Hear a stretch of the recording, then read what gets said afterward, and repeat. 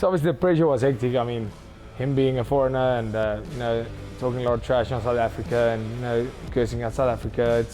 I mean, the people take that personally. I never took it personally. For me, it's all business in there. No matter if you're nice or not, I'm gonna do the same thing. I want to try and beat you.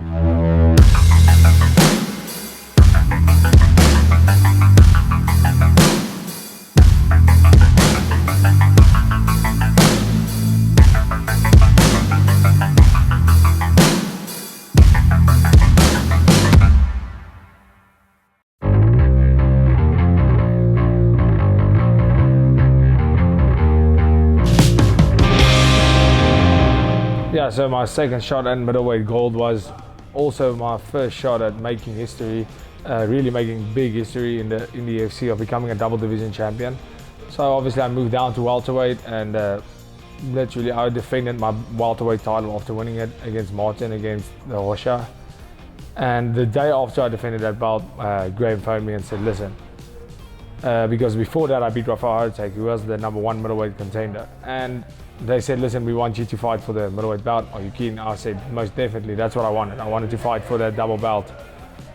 And I mean, that was literally 24 hours after my fight. So I was like, yeah, just give me when do you want to do this? And they said, okay, we want to do it in August. I was like, that's perfect. Give me a month or so to just relax and recover everything and then start building. So I was quite a small middleweight. I wasn't walking around middleweight. I was actually a welterweight at the time. And Yannick being the behemoth that he is, it was a crazy fight. And obviously before that, Michiel fought him. And yeah, it did have an influence on my preparation for how Michiel fought him. But it didn't really have on how I would approach a fight. That's not how I fight. But it did show us something about Yannick, that yes, Yannick is a very big guy, and when he gets the hold of you and he's on top and he's dictating the fight, he's very imposing and he's a scary guy. But if you don't respect him like that and you just put the pressure on him, he can't handle that pressure and he doesn't like to get punched. So that was my game plan as well. That's one thing we did learn from the Michiel fight. Obviously he beat my teammate David Bersky. And yeah, I mean the whole Yannick saga, the whole time he was in the UFC, he tried to be this bad guy in the UFC, and me being the golden boy in the UFC, it was a big fight. It was probably the biggest fight in the history of the UFC, I would believe. And yes, I mean he just came in and he hyped the fight. He was really a disrespectful little prick actually in the fight. But no, I saw him afterwards and he was actually a nice guy. Was he humbled or was he just putting on a character? I'm not sure.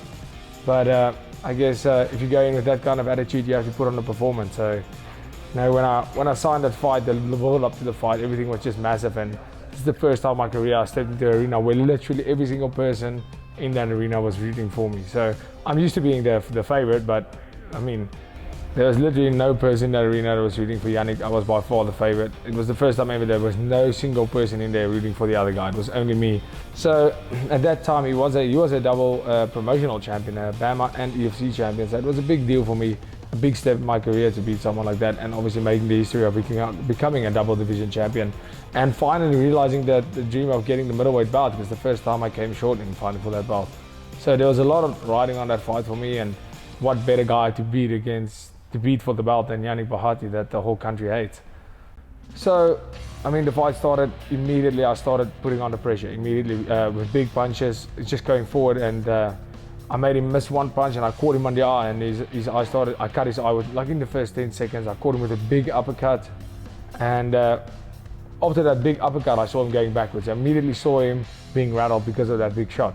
And I just put on the pressure, next shot he missed, I caught him with the straight, cut his eye open, and I could see his eye really bothering me. He immediately started touching his eye, and I was just like, this is it. Like, put on the pressure like we trained, do exactly what, you've seen this before with Michiel, I've seen that.